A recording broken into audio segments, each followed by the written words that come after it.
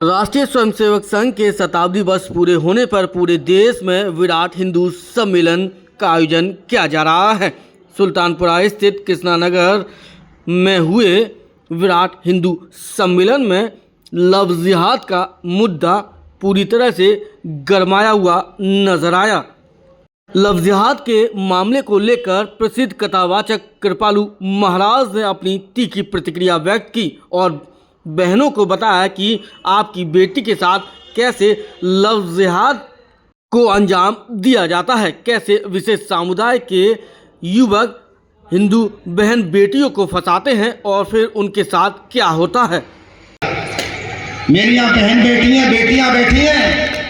अभी कहा था कि कुटुंब प्रबोधन का मतलब ये है कि हमारी जो बहन बेटी स्कूल में जा रही हैं, विद्यालय में जा रही हैं या कहीं सर्विस कर रही हैं, घर से बाहर इधर उधर जा रही हैं, कहीं उनके पीछे कोई षड्यंत्र तो नहीं चल रहा। हमारी 10-10, 12-12, 15-15 साल की बेटियों को मुसलमान लड़के दोस्ती करके बहलाते हैं, फुसलाते हैं और उनके साथ कोई फोटो खिंचा करके फिर उनको ब्लैकमेल करते हैं। इसको लव जिहाद कहा जा रहा है। और उस लड़की को, बहन को, मेरी बेटी को अपने साथ फांस करके उसका फिर एक ही रिजल्ट निकलता है कि या तो बुरके में बंद होकर के घर में रहेगी और यदि उसने विरोध किया तो उसके टुकड़े टुकड़े करके किसी सूटकेस में बंद में लेंगे। वो वापस नहीं आएगी और अपने घर से जाने के बाद फिर वो कहां जाएगी ये पता नहीं। बंधुओं, इस देश में प्रतिवर्ष 30 लाख लड़कियां गायब हो रही हैं।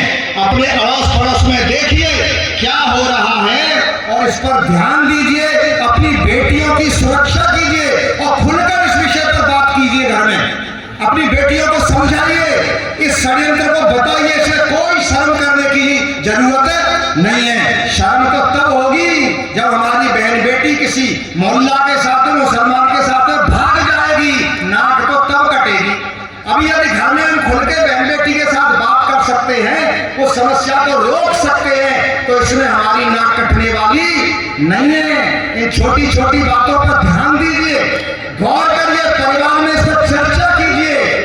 इस विराट हिंदू सम्मेलन के दौरान प्रसिद्ध कथावाचक कृपालू महाराज ने सीएम योगी की उस बात को भी छेड़ा जो उन्होंने एक सभा के दौरान कही थी कि अगर बटोगे तो कटोगे। जैसे ही इस बात पर चर्चा हुई, लोगों ने तालियां बजाना शुरू कर दिया। आखिरकार कृपालू महाराज ने इस वाक्य को कैसे व्याख्यान किया, सुनिए। इस और योगी जी ने एक नारा दिया है, चुनाव के समय दिया था कि बटोगे तो, जोर से बोला, बटोगे तो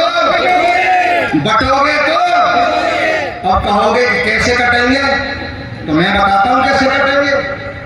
आम भी और राजा पौरुष ये दोनों आपस में बटे तो ये सिकंदर के द्वारा कटे।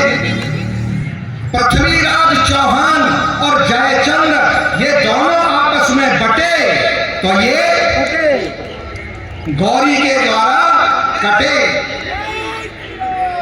जब महाराणा प्रताप और मानसिंह ये दोनों बटे तो अकबर के द्वारा हम कटे। जब शिवाजी और मिर्जा राजा जय सिंह ये दोनों आपस में बटे तो औरंगजेब के द्वारा हम कटे।